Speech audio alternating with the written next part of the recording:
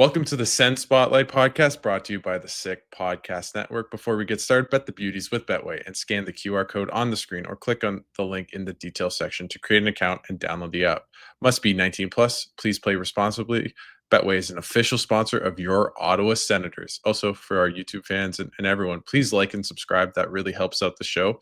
And today we have a great guest, one of my favorite people covering the Senators, the one and only Julian McKenzie of The Athletic. So it should be a fun episode, and can't wait to talk about the Sens. So hit it, Shane. Turn up your volume. Because you're about to listen to The Sick Podcast. Sens Spotlight. Here's Alfredson, bursts the speed, gets a shot away, score! Daniel Alfredson ends the game in overtime and sends the Ottawa Senators to the Stanley Cup Final for the first time in franchise history. The sickest Ottawa Senators podcast. It's gonna be sick. And we are joined by Julian McKenzie. How are you doing? We were out late watching the Jays, so we're trying to make it not a sleepy affair, but that's kind of been the antithesis of the Senators of late. They've been more than showing up of late. Just what do you make of the Sens' kind of recent surge up the standings and just playing well of late without Brady Tkachuk? Before I get to that, are you okay, brother? Because you're referencing the fact that we were out watching that Jays game. You were taking it a lot tougher than I was. Yeah, no, I'm good. I'm fine. I'm very much like in the moment. The pain sets in of losing an 18 inning game for the Blue Jays, and today I feel great. I the way I think about it, it's like if they win, it's ecstasy. If they lose, it's brief pain. And the pain is obsessive. Is there like a middle ground or something? Like, I mean, pain might be too strong a word. Like, I don't know, discomfort. It's a 7-game series. Yeah, no, it's not over. It's not over. We'll see. When this drops, maybe the Jays are up 3-2 or something like that. But we'll see. Who knows? Who knows? And we see your Expos hat. So shout out to Vlad Senior and company. But obviously, this is a Sens podcast, not a Blue Jays one. But shout out to the Sens also for putting the Jays game on the screen. That was Ian Mendez's idea, so it's kind of cool that it came to fruition. So, but to the Senators, to my first question, I guess, just a roundabout way, just what have you thought about how this team seems to have really elevated its game of late? I'm surprised it happened as fast as it did. Like around this time last week, the Senators were talking about rebuilding their identity. Jake Sanderson mentioned that. We were talking to David Perron. And it seemed as if my understanding of it was they had their team meeting at the beginning of last week, and that was something that came up. And Jake Sanderson talked to us in the media about that. But apparently that's something that David Perron had mentioned. Maybe other guys talked about that too, but that's something that David, who knows a thing or two about playing in the league as long as he has been all these different teams and has won before. It makes sense that a veteran like him would say that. And to hear, even if you go back on all the answers that so many of those guys have said over the last couple of days, where they keep talking about how they're building something or they feel they're getting closer to getting those concepts right. Like last week, particularly with Edmonton, Philadelphia, and Washington, felt very intentional with the way that they were talking about their game and the way that they were playing their game. Even that Edmonton game where the penalty kill, I should say, you're up against the Edmonton Oilers. It's always going to be lethal when you have Connor McDavid and Leon Draisaitl playing the way that they are. They still felt after that there was some good things, not just with the PK, but also in their overall game. And then it seemed as if they were building, right? Like the Philadelphia game was much more structurally sound. They kind of grinded it out a little bit, but that felt more like the Ottawa Senators. And again, they felt that way against the Edmonton game too, but considering the losing they had done to that point, I can understand why a lot of people might see that and be like, I don't think that's closer to the Sens at all. That Philadelphia game definitely felt closer to that, with the fact that they were able to shut it down at 5-on-5 and generate chances whenever they could. But then the Washington game, and I think they were playing the second game of a back-to-back. Yeah. The fact that the Senators were able to click on the power play, they were able to shut it down defensively against a team like the Caps, who they were one of the, like, best team in the Eastern Conference last year. And again, they were second out of a back-to-back, but that's still a good team on the other side, as far as I'm concerned. And the fact that they were able to get a performance like that against them was still really good. And then to do that against Boston on Monday night. And again, Boston's a little lower in the standings, and they're not expected to be good. But considering what the Senators intended on doing from last week, for them to progress as much as they have, and it's a full season, things will change, things will go up and down. I just didn't expect them to be as successful in reestablishing their identity of being fast and hard to play against in a matter of a week. And again, things could change. It's a long season. November's coming up, but I just figure for teams like that start off in the hole that they're in, maybe it takes a little bit more time. And again, they don't have Brady Tkachuk, so maybe it's a bit more of a slog. But we are now doing this podcast after two of the most impressive wins, not just of the season, but maybe of the Travis Green Ottawa Senators era. I think definitely of the Travis Green Ottawa Senators era. I think they won 8-1 last year against St. Louis. That's the one game where that felt similar to the way they beat Boston and Washington. But I think you hit it on the nail. Like, that game against the Islanders really felt like, okay, is this a sink or swim moment? Are you going to learn to play defensively? Are your goaltenders going to play better? Are you going to fix your PK that's struggling? How are you going to find offense without Tkachuk, right? And to their credit, I thought they played really well against Edmonton. They came back, like, they were down 2-0. Like, they could have been 2-5 in the first 7 games. They get up and you beat a Philly team that's not great, but like, I think what they've really got back to, and Travis Green's mentioned this to us, the identity of being really hard to play against, really defensively sound. And I think the interesting thing that I think this team feels like maybe it's taken that next step in its progress and elevation as a team is they can shut you down, but now they can score too, right? This team's 5th in the league in goals as we record this. They have the best power play in the league. I don't think they're going to be at 35% to end the season. At the same time, last year they had the most power play goals in the league. Like, so you can see how it's building. They're 5-on-5 play. They're kind of middle of the pack. So you have good defense. You're scoring a bit more in games. I think they can kind of get away from teams, like push them aside like they did against Boston, who they should beat handily, maybe not 7-2, but they should win easily, and they did. And I look straight at a guy like Jake Sanderson, who just seems like he's second in the league in points by defenseman. You have that guy every night playing 25 minutes a night against the toughest players on the opponent. You're in such a good place of winning those minutes, tilting the ice in your direction, and Ottawa's a deep team. So I don't know. I just feel this team's in a really good spot right now. Again, a week ago, the sky was falling. Now, a week later, everything's shiny and rosy. They're going to lose a couple more games this year, and things aren't going to go that as swimmingly as they have. But I think the fact of the matter is they've regained some confidence. They're not down in the standings. They're in a playoff spot without Tkachuk. Again, really early, but as you know, Julian, if you're in the playoffs in November, which we're close to, or American Thanksgiving, that's a pretty good indicator of where you're going to finish up. So I think everything's really progressing well for a team that it looked a bit iffy for a little bit. Yeah, and you bring up a good point. Like, it's a long season. And I've said it before, there's going to be ups and downs. They could easily have a bad week next week, and then we're carving them again.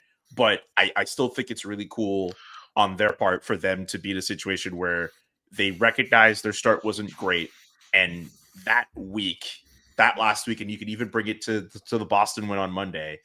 That week, they could say they were able. That's a building block for them in order to get to the point where they're at. I want to go back to the Jake Sanderson thing you mentioned. I think he's been excellent to this point. Yeah, fine. Maybe not like in every single game he's been perfect, but sure. I think for Jake Sanderson to see him take that step in his game where he could be more and more of a household name is awesome for him. But I think we also need to recognize that him and Artem Zub together, we're talking about an incredible pairing. Like, hearing John Cooper say that this pairing, not just Jake Sanderson, but him and Artem Zub are an elite pairing. Jake Sanderson knows what he's able to do at both ends of the ice. Obviously, Artem Zub maybe a little bit more reliable defensively, but he's shown that he's able to contribute points when needed as well.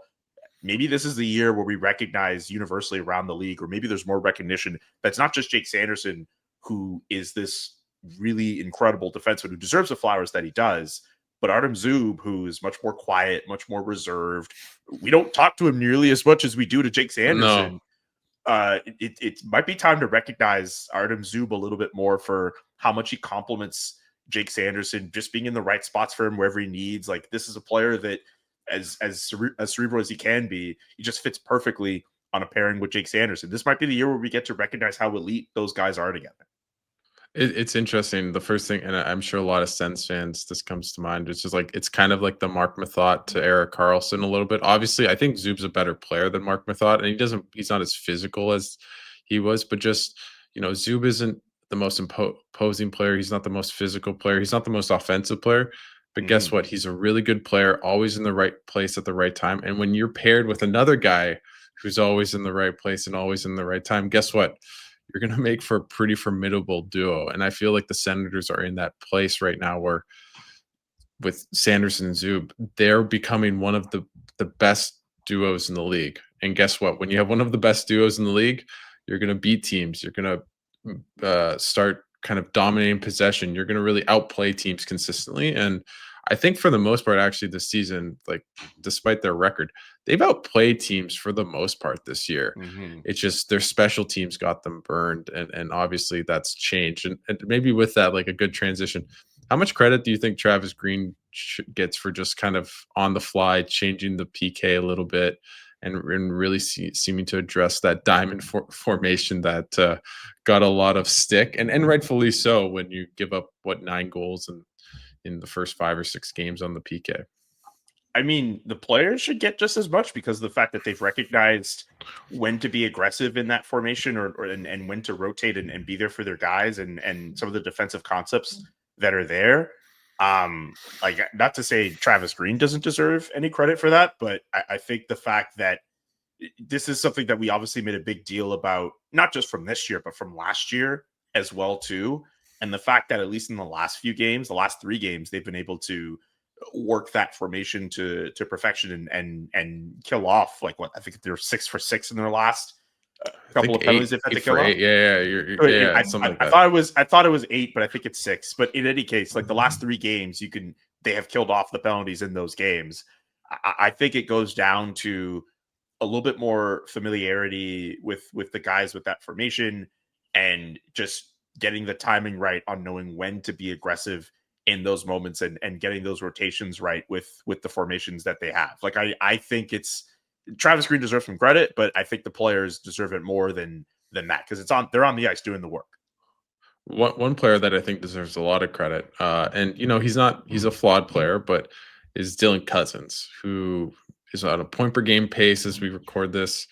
He's just been scoring at will. It seems like, not maybe as well as Shane Pinto, but that's a pretty high bar, right? But it really seems like his game has come around, especially this season, and you can really see the moments where you're like, oh, that's why this guy went 7th overall in the 2019 draft and was nicknamed the workhorse from Whitehorse.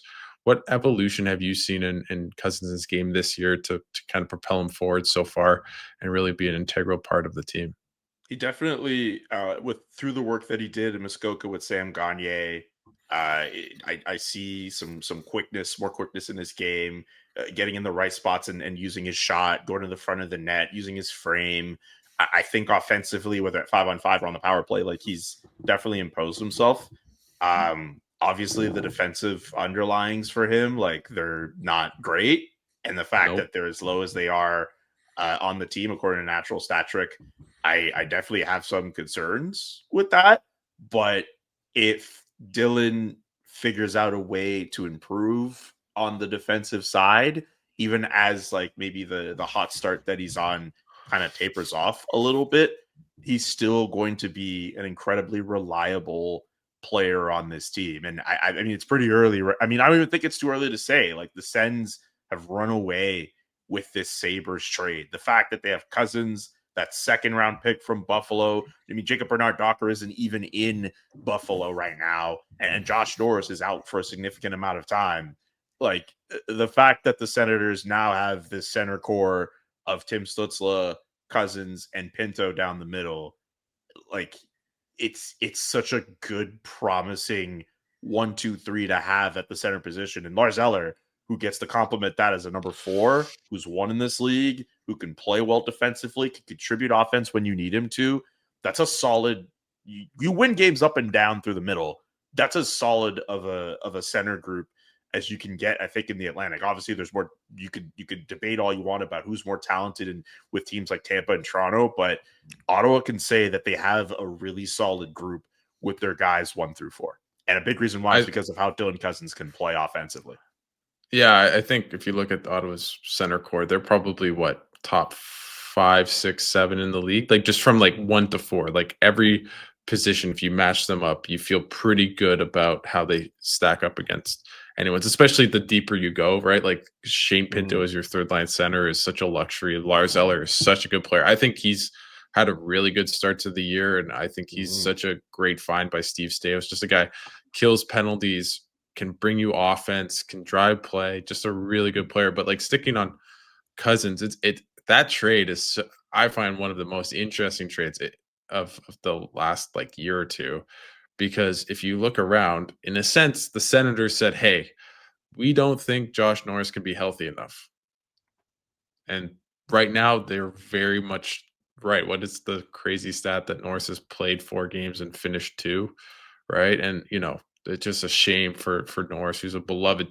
teammate, a great hockey player when he plays. But guess what? Dylan Cozens has not missed a game as an Ottawa Senator, right? And so sometimes availability is the most important trait as a player. And you see him returning to the way he played in Buffalo, right?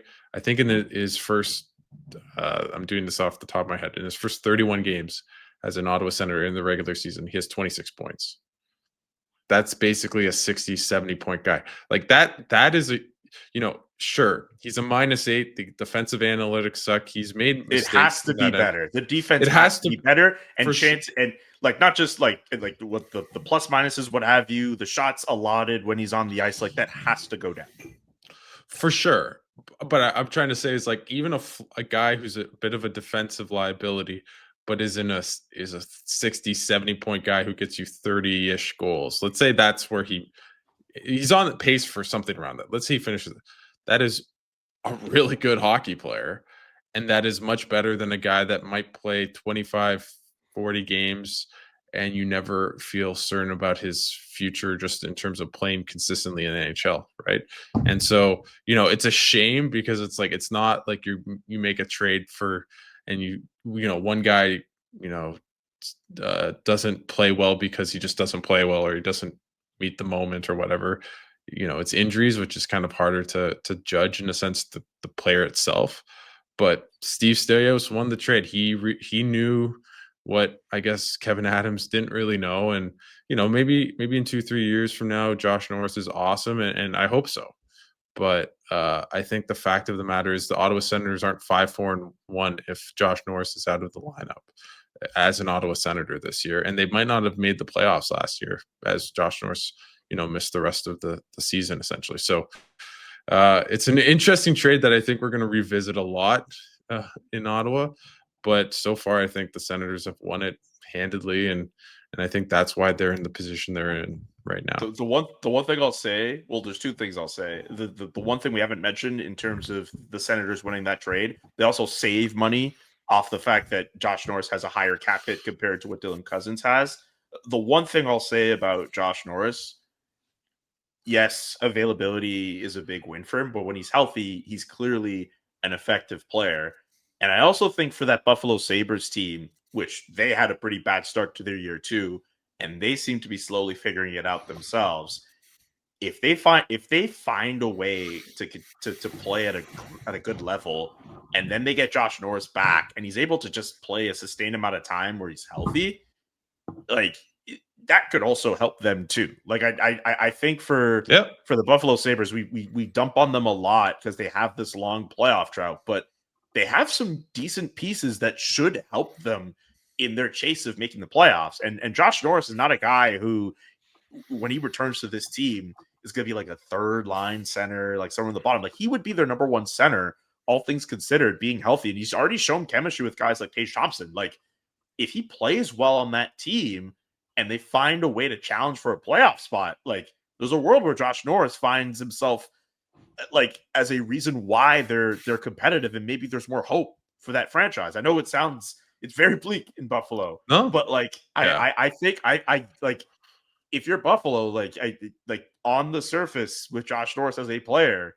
there are reasons why you like what he's able to do at both ends of the ice. It's just he's not healthy enough to. He's not healthy, like, to put into perspective of how health has been such an issue. Since that trade, you can tell me if I'm wrong, there's been at least like 3 games between last year and this year where the Sabres and the Senators have played against each other. And Josh Norris has not had like a tribute from the Sens yet. Like, Josh Norris has not played a game in Ottawa where the fans could be like, hey, thank you for everything these last how many years. Like, Jacob Bernard-Docker got one on the Jumbotron.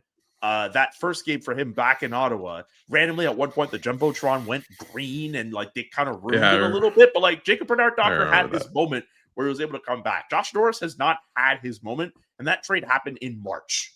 You know what I'm saying? Like, that's a guy who, like, we were. Yeah, you go ahead. And I think Buffalo's 3-0 in those games.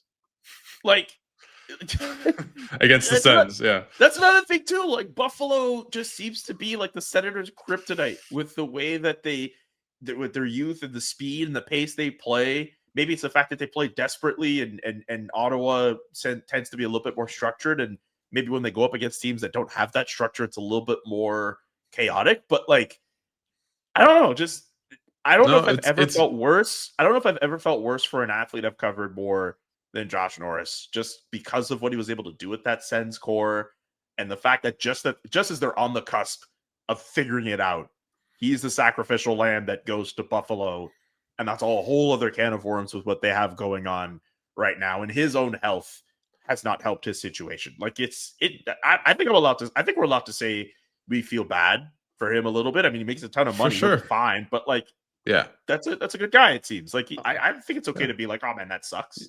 No, I think if you didn't, you know, where's the humanity? And you're like, that guy's had multiple shoulder surgeries. He's had, when he's played, he showed all the talent in the world. The one thing I would say about Cozens, though, he does have the, like, I'm out of Buffalo, oh, I'm actually good thing going for him, right? Like, you look at like Sam Reinhart, you look at Jack Eichel. I mean, people knew Jack Eichel was good, but like, he went to another stratosphere in Vegas. He was clearly rejuvenated in a completely different Ryan O'Reilly was dejected in Buffalo, leaves, wins a cup in St. Louis, and has become a really, I mean, he was a good player before, but there's just that like stain that and that losing culture. And I know, like, I'm trying to be careful with my words a little bit, but I know people within the organization that believed if you get Dylan Cozens in here, you teach him how to play the right way, that he can become as effective as he should be as a guy that went 7th overall and had all the talent in the world.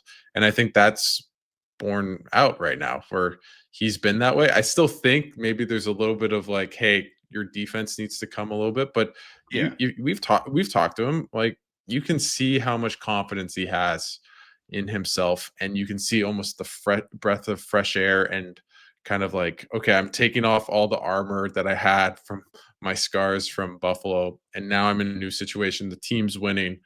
You know, I'm just enjoying hockey. I'm playing with great players. You know, Tim Stützle, Drake Batherson, Brady Tkachuk on the number 1 unit. Like, everything's going for him so far, and I think I do think what you said is a good take, where we might be singing a different tune in a couple months or at the end of the season if Norris comes back and Buffalo and Ottawa are in the playoffs, and you know, Norris becomes a really valuable player like he can be. But I won't go into this discussion too much longer. The one player that I'm kind of curious from your vantage point is Tim Stützle, because he's had a kind of up and down start to the season, but it seems like he's really starting to pick things up. Maybe it's the new tape job that Alfie recommended to him, but how important is it for him to start getting going, especially without Tkachuk of late? He's the best player on the team in terms of skill, and that's with Brady Tkachuk in the lineup.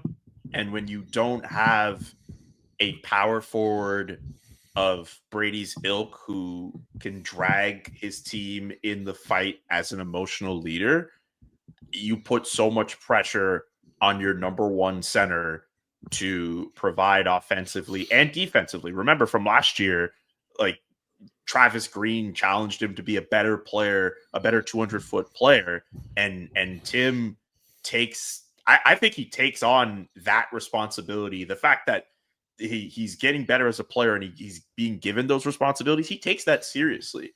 And I think that I'm not him, and I'm not going to try to pretend to be him, but considering how much he cares about being successful and how much he believes in his guys, I don't think it's far-fetched to say that like the idea of like I don't think it's far-fetched to say that he's probably putting pressure on himself to step up in Brady's absence. And the fact that he's been able to produce in these last few games in any situation that they've put him in, and remember, they've also been changing lines up too in absence of Brady, where we're seeing him in games on the wing as well with Dylan Cozens. Like the fact that he's been able to maintain some kind of offensive success, like not totally surprised because of the type of player that he is, but I think we're going to see a guy who, up until Brady comes back, I think he'll carry on some of that offensive pressure. We know he's relied upon as he should be as a top line player, as the team's number one center, and there are people around the league who see him as a superstar. It's not just Linus Ullmark and everyone else in the locker room saying that he is. There are guys around the league who view him as a superstar because of the style of play that he has. But I think this is kind of a unique opportunity for Tim Stützle, I think, to kind of emerge a little more and not just be like, oh, well, you know, this is Brady Tkachuk's team and he's the face of the team. Like, there's a golden opportunity for him to show everyone, like, hey, like, I'm that guy who can put up 90 points. I've done it before in this league. Maybe there's a chance for me to do it again. For sure. And the one thing I like about his game of late, he's shooting the puck way more than he did last year. He's being way more north-south. Sometimes it feels like he's forcing it still a little bit too much, but he's still really good defensively. Like, I never feel like he's out of position. And I just, if he can start to get going like he did against Boston and just accumulating points, just finding the back of the net, like, he has all the talent in the world. It's almost like trying to put the puzzle pieces of his play all together that fit perfectly into production. And I think that's the challenge for him, because he can be a bit too perimeter oriented. But, you know, I like the fact that he said, I'm going to shoot more this year, and he has been shooting more. And now he's getting a couple more goals, and the power play's humming, which is obviously good for him. And I've been really impressed by him. And confidence is not an issue for Timmy. I think he very much loves, you know, like playing hockey and really believes himself. But it's good to see that after a slow start, he's kind of put it together. The one thing I'm curious about changing a little bit is Jordan Spence, because you talked to him. I unfortunately couldn't that day, just about being a healthy scratch. What do you think of just the fact that Travis Green hasn't used him much this season, and when he has played, he's been pretty good outside of maybe one gaffe against the Islanders? But the Clevin Manpowell line pairing, it's been great. They seem to be getting runway. Like, what do you make of the whole situation where Ottawa traded for this guy to come in to be a solution, and so far he isn't even part of the equation? For a team that wants to be like the Florida Panthers and wants to match their ideology and wants to have what they have essentially in terms of just being a tough team to play against, and the fact that the Panthers have the size that they have on the back end, Jordan Spence on the surface does not immediately fit that ideology. And I think that Jordan Spence is a useful piece to have offensively, with what he's been able to do in the offensive zone, the way he's able to maintain possession, the way that he's able to work with other players like a Jake Sanderson. I think for Travis Green, I feel for Spence here. That Islanders moment, that might stick with him for a good chunk of this season and beyond, unless Jordan Spence finds a way to add more toughness in his game. Because if you're Travis Green and you have it in your head that you want your team to be tough, and you're trying to find guys, every team in the league is trying to find guys who are functionally tough.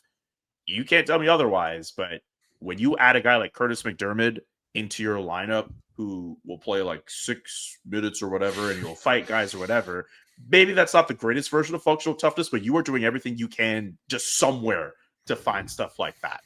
You look at a moment like the New York Islanders game where where Jordan Spence, not only does he not rim that puck out, but Anders Lee, a much bigger player, imposes himself and wins that battle before scoring a goal. I think that sticks with a guy like Travis Green. And I think it turns into a bit of an uphill battle for a guy like Jordan Spence, who can provide offensively, and the analytics can certainly support him. But when game 1 of the playoffs begins, if the Ottawa Senators get there, does Jordan Spence start for this team? So. I don't know if he does. So for me, I think Jordan Spence, there's evidence to suggest that, you should find a way to plug him into your lineup when you can. Clevin Montemapalo, I don't think is the pairing to separate. I think we all recognize that now. But even for a guy like Nick Jensen, who people keep pointing out and saying, oh, well, he's lost the step, he's just coming off hip resurfacing surgery, it's very clear that Travis Green would much rather the size, his abilities defensively, his familiarity with Thomas Chabot, compared to plugging Jordan Spence in the lineup. I think we would look at Jordan Spence so much differently if Jordan Spence was a free agent that got signed in the offseason, and maybe he might have said hey, I want an opportunity to play more. And then the team signs him and they say, hey, well, you know what? He's a guy who could be an upgrade on Travis Hamonic. He could be a 6'7" defenseman. And when you need that offense, you can get that from him. I think a big reason why this has turned into a story is because the Sens traded for him. They traded draft capital to get him. And considering the offense he was able to generate at the back end compared to, again, Travis Hamonic, and you could add Jacob Bernard-Docker to that too in terms of depth defenseman, he was clearly seen as an upgrade for that defense core at that position. But for him to get limited time is very confusing, I think, to a lot of people. I think it has everything to do with that trade and how they brought him into the fold.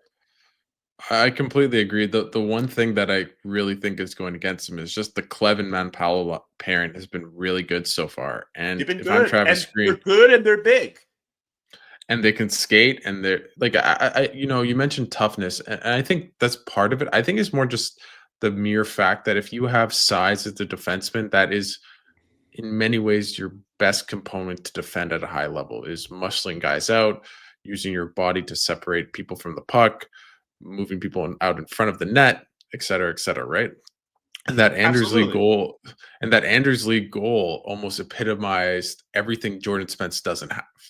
He doesn't have the size to out-muscle a guy in front in the big moments when you're not scoring a pretty goal late in games. It's typically, just who wins the battle that leads to the rebound, that leads to the tap in or the extra play, right?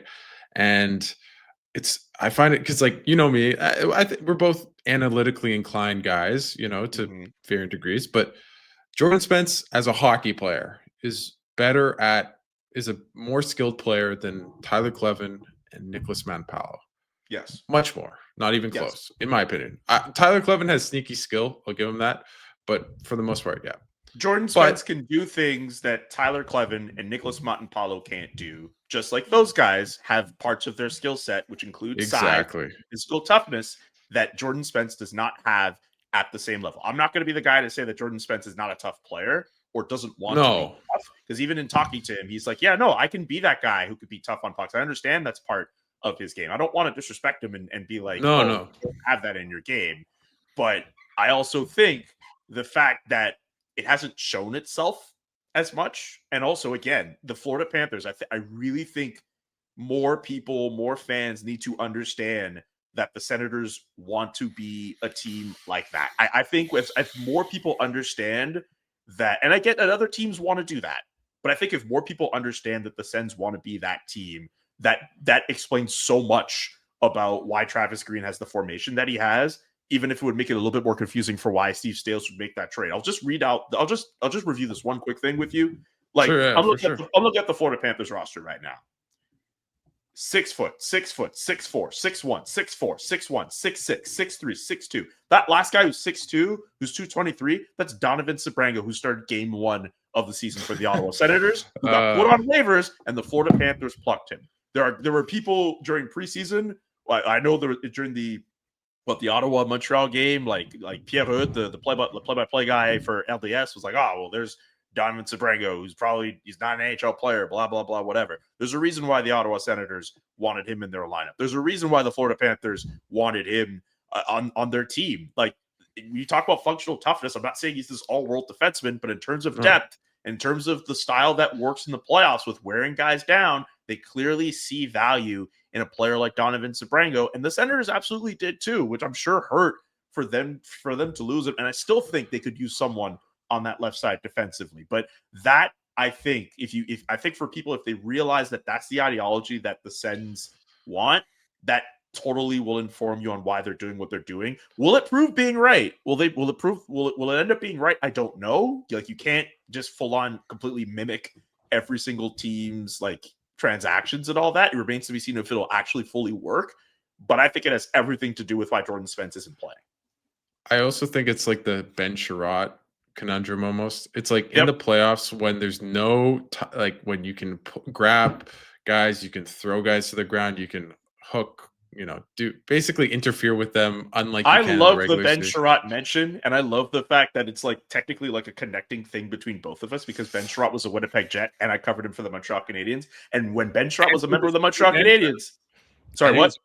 He was a Panther. I was there the year he got traded to Florida. And look, the numbers were not kind to a player like Ben Sherratt, even if he had a little bit of mobility in his game. But for goalies, like for some of the best goalies in the world who need like bigger defensemen who can rub out opposing players who are in that net front position, they loved a guy like Ben Sherratt who was able to do that. It's this weird thing where like a guy like Ben Sherratt is never going to, or is rarely going to be an analytics darling, but he does so many small things that lead to wins ultimately. And I'm not going to say Ben Sherratt's this big championship winning defenseman, but there are guys around the league, there are teams around the league who value a player like a Ben Sherratt.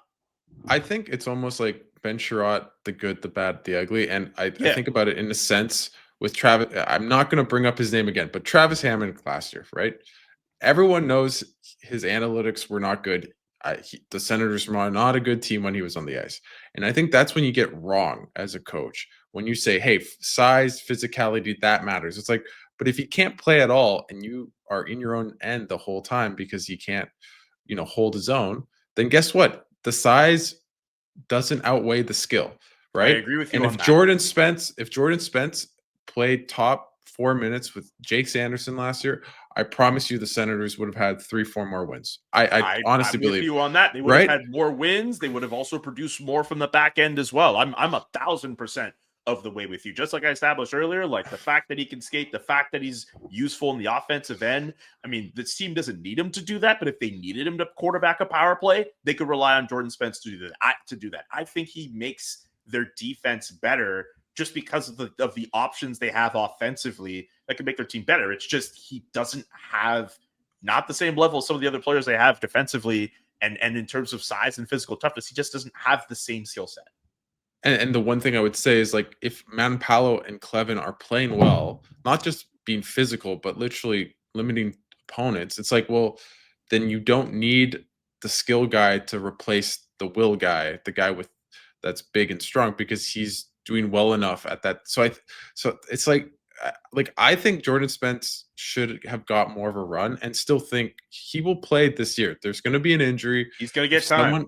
He's going to get time. If there's a left shot guy, I think you put him in if Clevin gets hurt, or et cetera, et cetera. So I think Jordan Spence has a place in this lineup. And the other thing is that good teams have good depth. You look at the Panthers, you look at the, Tampa Bay before, obviously Vegas. Look at their D course. They had like 8-9 guys that could play serviceable minutes, right? And if you're a good team, you need depth in the organization. Last year, if Nick Jensen or Artem Zub got hurt, you were screwed. And now the Senators, if that happens, sure, it's not good. As we were talking about, Artem Zub and Jake Sanderson, an unbelievable pairing. But guess what? Maybe put Spence in there or whatever the case may be. But you have a guy in Jordan Spence who's a good NHL defenseman who can you insert in the lineup, and I you're still think they not could do better with their defensive depth, mind you, because you're right. They do have sure. Jordan Spence, but I still think losing a guy like Donovan Sabrango on that left side, particularly, I that hurts them. Because, like, think about it with the guys they have on the left right now, and Sanderson, Shabbat, and Clevin. Who's the next NHL guy in their system who plays there? They don't have that guy. They don't have that guy. On the right side, they're a little bit more sure because they could always plug in Jordan Spence. But I, like, on the list of things to do if you're Steve Staios, I know people are wondering, like, what big swing he's going to do. I would think right now, just like he felt with adding Curtis McDermott, that, like, that was a profile of a player he wanted to add. I would think right now, if I'm Steve Staios, if there's a move I can do, like, it's trying to see, like, what depth defenseman on the left side I can add to solidify that. To bring up that Cozens trade, like, it's not by accident, I think, that they were able to get a guy like Dennis Gilbert in that trade. Yep. That's someone who was able to add defensive depth with some size. He has a little bit of skating to his game too. Having defensive depth is clearly something this organization values. And whether through trade or whether through waivers, this is something that the Senators will address. We both, I'm not an insider. I don't feel like I don't want to say anything along those lines. But when you're around a team, you hear things. You hear, like, almost like rumors on rumors. It's like you hear the rumors about that there are rumors, right? Mm-hmm. And with the Senators, we've heard a lot that they're trying to make something happen. I don't know how real or not real it is, but what do you think if you're if you're Steve Staios? What's the one part of this lineup that you want to improve upon from now until the trade deadline? Getting a high quality scoring winger. I don't think that's a surprise to anybody. I don't think that's something that, I mean, on the list of things that this team could use to get themselves to that next level, I don't think people are going to complain if adding another scoring piece makes sense. We've established that the center depth is great. I think on the wings, we're seeing it right now where this team is literally shuffling around lines and moving guys in different spots to figure out, like, okay, where can we get scoring from? Where can we get production from? What's an effective set of line combinations we can use in absence of number 7? I mean, Nick Cozens, who, yes, has played top line minutes before, he is getting that time right now with Tim Stützle and Drake Batherson. But, like, a guy like Fabian Zetterlund, who scores his first against the Boston Bruins, that was a guy, I think, at the beginning of the year, at least I had it like that. That's someone who I figured would get quality chances to play top minutes. And it could still end up being that way, that those lines could shuffle up. But this is clearly, to me, a team where you look at the left and the right side, you have your best offensive players in Tkachuk, in Cozens, and in Batherson, but they could use another proven bona fide scoring winger, and those don't grow on trees. You have to be a little creative, especially if you're the Ottawa Senators and your prospect pool is as thin as it is. No disrespect to the guys who are in that system, but Carter Yakupchuk and Logan Hensler are your top guys in that system. And you don't have a first-round pick coming to you this year. Even if you somehow do, it wouldn't surprise me in the slightest if the NHL said, you know what, we'll give it back to you, but you can't trade that pick. And I still don't think the NHL is going to give them back that first-round pick. I know people keep asking all the time, like, maybe there's a way to do it. But, like, I still feel it's like the New Jersey thing for people that don't know. When Kovalchuk signed in New Jersey, but they the got New a penalty. Jersey thing, people forget. Like, the New Jersey thing, there were so many different pieces that were taken from the New Jersey Devils in terms of picks and money and all that. The only thing that's been taken away from the Ottawa Senators in that transaction was that first round pick. And yes, the people responsible for that are gone. But what precedent does that set for the NHL and other teams who, if they end up in a situation like that, where a team punishes them and then all they just do is, we're just going to defer the punishment to the end, and then we'll find a way to, like, get excuse for it. If we just fire everybody, that should be enough. Like, I don't know. Like, to hear Gary Bettman say they didn't take that punishment lightly, like, things could always change. But, like, I don't know. I still feel it. Even if they don't. Even if they do get that pick back, I don't think it's going to be. It's going to be a 30-second pick. It's going to be the last. Yeah, that's what I'm going to say. I think that's the likely best case scenario. if they're able to get a pick back, that I think is the best case scenario, because the NHL cannot be in a situation where they just say, all right, well, this team waited this out long enough, we're going to completely excuse them. There's no way the NHL could do that. But they're going to win the cup, so it'll be their pick, right? Sorry. Hey, maybe they do. Yeah. You know what? I do feel they're closer. Whoa, wait a minute. Now all of a sudden you're not sure? No, I mean, I was saying that tongue in cheek. I don't think the Sens can win the cup, and I'm sorry for Sens fans. Believe, guys. Damn. It happened. Wow. I remember what 07 was like for me. I didn't mean to press you like that, brother. Jeez. No. It's okay. No, but at the same time, I do think they're going in the right direction. I do think, as you said, 32nd pick feels to me the most likeliest outcome if I was. Yes, I've been saying that for a while. I think that is the most likely scenario. I would still be surprised, considering the fact that that first round pick is the only thing the NHL has as like punishment. I would be surprised if they got it back in any capacity, but if they are going to get it back, I think it would just be similar to what happened with New Jersey with the Ilya Kovalchuk cap circumvention thing, where they get that pick back as a 32nd pick. That's best case scenario.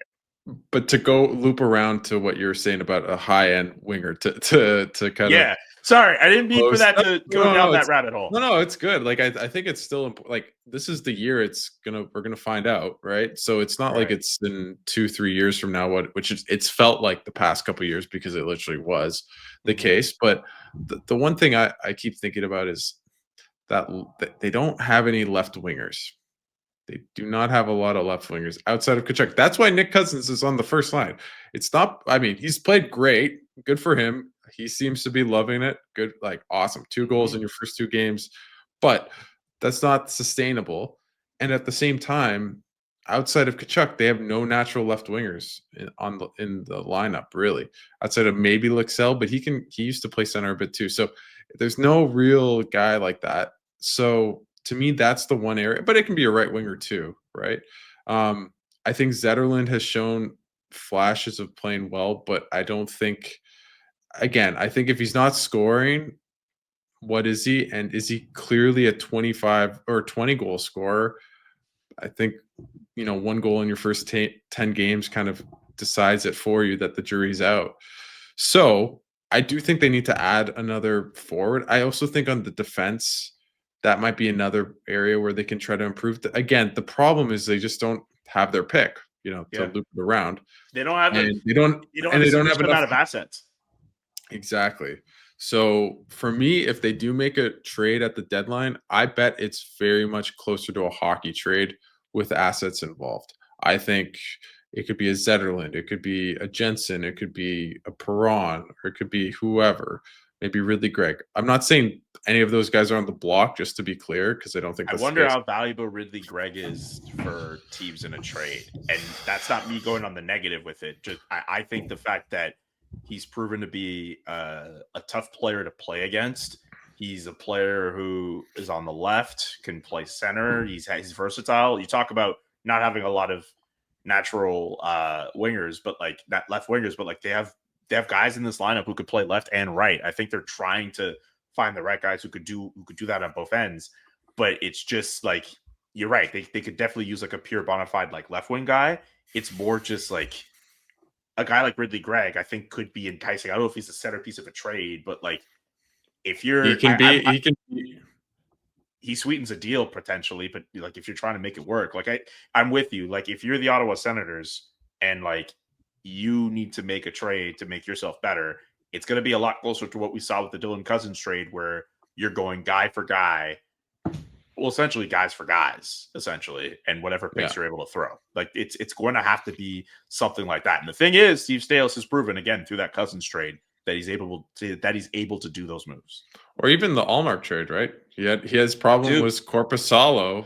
He got I will never understand how Steve Staios got off Korpisalo's contract while only giving up $1 million for retaining $1 million. So credit to Steve Staios, but I think that's the kind of trade as you mentioned it. I also think like the fact of the matter is they're scoring a lot of goals, and they don't have Kachuk, like I don't think scoring's going to be as big of an issue. And I wonder if we're seeing more of a regression to the mean as to the Senators' scoring problems last year weren't as bad as they were in many ways. And I don't know if I believe that they're a top 10 offensive team in the league because a lot of that's driven by their power play, which, a power play still counts and is really important in the playoffs. Like the best teams have the best power plays. But my point being is that I think maybe they're more scoring by committee. And yeah, they still need another forward. I think they're definitely going to add a player, a pretty impactful player at the deadline if they're in a playoff spot, clearly. But does it have to be Martin Nakash or Adrian Kempe, or could that be someone else that I can't think of off the top of my head who's a really good player, but maybe not at that quality of a player? And I still think either way, that could really round up their team because Shane Pinto, unbelievable player at your third line. I think he's the best third line center in the league.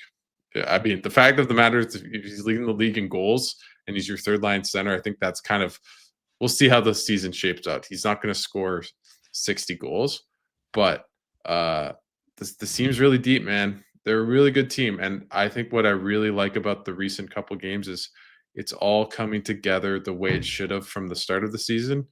And Kachuk will be back. They're playing well. They have an easier schedule. Just take care of business, be in a good spot, and maybe you're going to be soaring up the Atlantic Division. Like I feel like that's where we're talking. But they also had a terrible start, and everything was going to a lot of optimism in that last couple of days. I can't wait to do this podcast next month and we see where the Sens are at.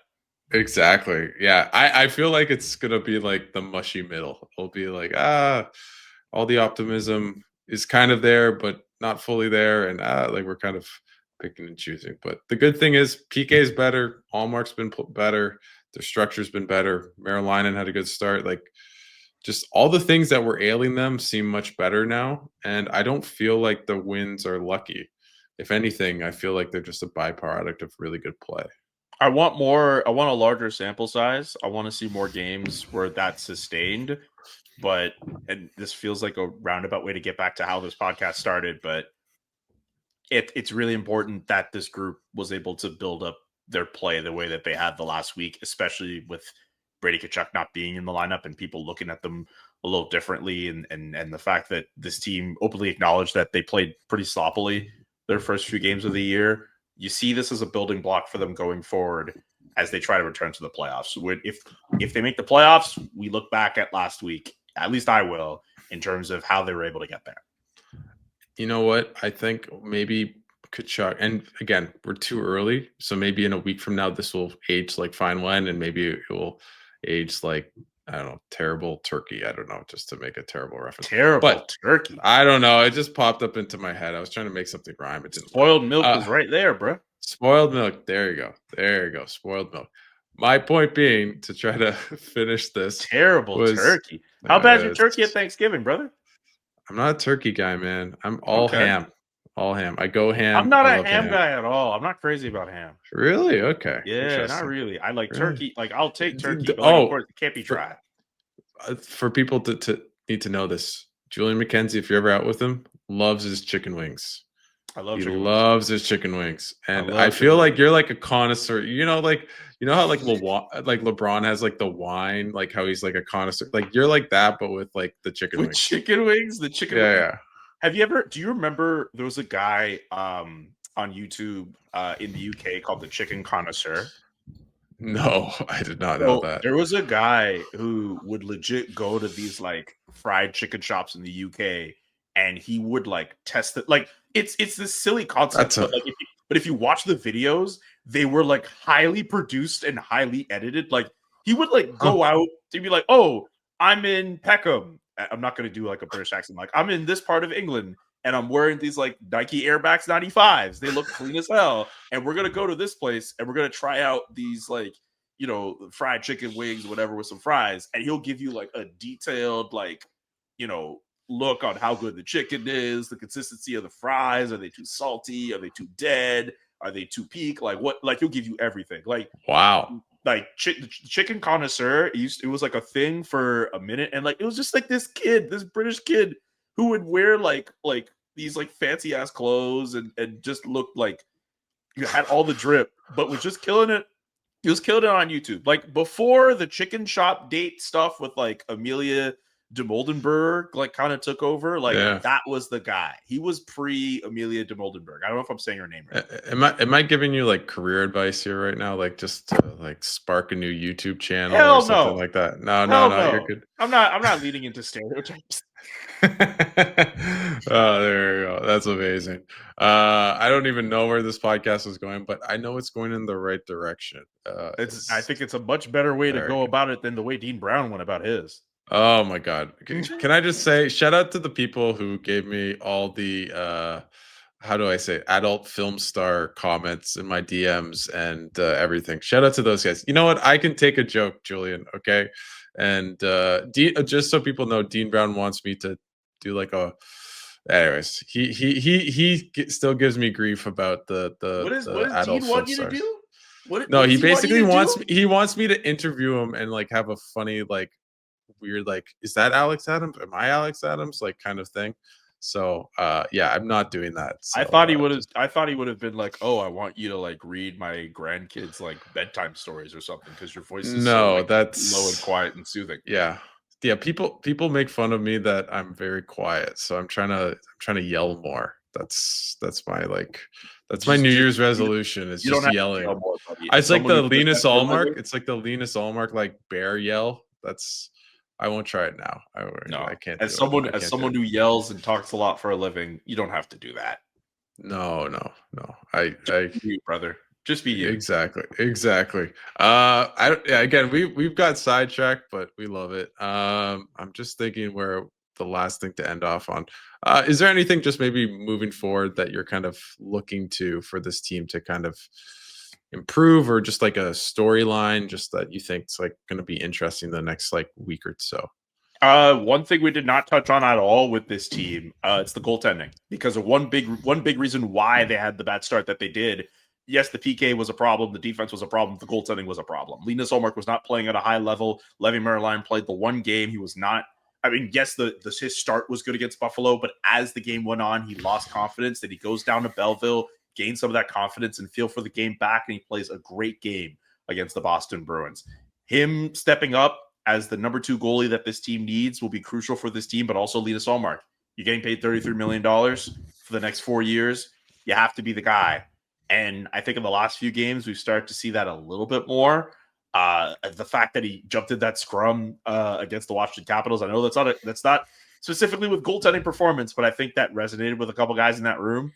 I think that the next couple of weeks, as much as we can make a big deal about how they are structurally, how the PK looks, if Linus is not on his game, if Levi Merline is not on his game, we're going to start wondering if that on that list of things for Steve Staios to do, we're going to have to start wondering if they need a veteran goaltender. But for right now, with the way that they've played the last few games, their goaltending's starting to get a little bit better. The one interesting thing I would say is you can tell that the last 4 or 5 games, when they play well in front of their goalies will back them up, right? And at the beginning of the year, they were pretty sloppy. They weren't getting the saves. And obviously, sometimes you need your goalie to bail you out, of course.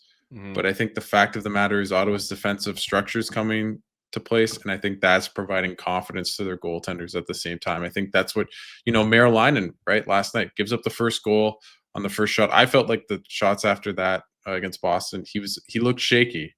Yeah. And then they basically didn't give up anything for 2 periods. They go up 4-1, and then now you're starting to feel your game. You're not nervous. You have a lead to play with, right? And now in the next game, I don't think he's going to be as nervous heading in. So again, just get saves. Just don't be the liability, man. Don't be the Ottawa goalie graveyard that I've seen too much of pucks just going in from every which way. But Julian, thanks so much for going on these tangents from from chicken wings to the Senators trying to beat the Chicago Blackhawks and other teams. Before I let you go, I'll just let the listeners know we are not doing a post-game show with Pierre after the Hawks game, this will be released after that, and against the Flames. He's just in Europe, so yeah. Man, the guy is a busy guy, but he'll be back busy guy on Sunday, so don't worry. And hopefully Julian will do this again, maybe with another a person, hopefully monthly, if this person that isn't on daddy duty or whatever he's up to. But you guys will see that later on. But that is a rather unique tease, sir. It is. It's Graham Nichols. I love my kids don't have kids. Damn, Jesus. I'm kidding. He never says that. I just say that to him. Anyways, I will let you go, Julian. Thanks so much for giving us your insights and having a ball on this podcast. Pre-order Black Aces. The book coming out in February 3rd. I completely forgot that. Oh my god! Pre-order my book. Less than 100 days before it comes out in February 3rd. Pre-order it wherever you get books: Amazon, Indigo, local bookstores. If you feel more comfortable doing the local bookstore thing, by all means, Amazon, Indigo. It's a book, for those of you who don't know, it's a book I'm writing on Black hockey players, Black personalities in the sport. It took me about 2 years to put it together. It doesn't have every single Black player who's ever played, but there's a lot of great stories from people like Jerome McGinley, Sarah Nurse, Anson Carter, George Larocque is also in there, PK Subban's also in there, Grant Fuhr, Angela James. There's a lot of really great people and personalities worth reading, and I hope you all get to read the book. So pre-order it now wherever you get books. I think I pre-ordered it a year ago, so I'm very much excited to read it and really happy for you, man. It's awesome that you're killing it. Have a book out. You're an author, not just an artist. And thanks so much for doing this. And everyone should buy his book, Black Aces, and can't wait to read it. Thank you, man. Peace. And that's a wrap. Hope you don't miss us too much until next time. Follow the Sick Podcast Sens Spotlight on YouTube, Instagram, Facebook, Google Play, and Apple Podcasts.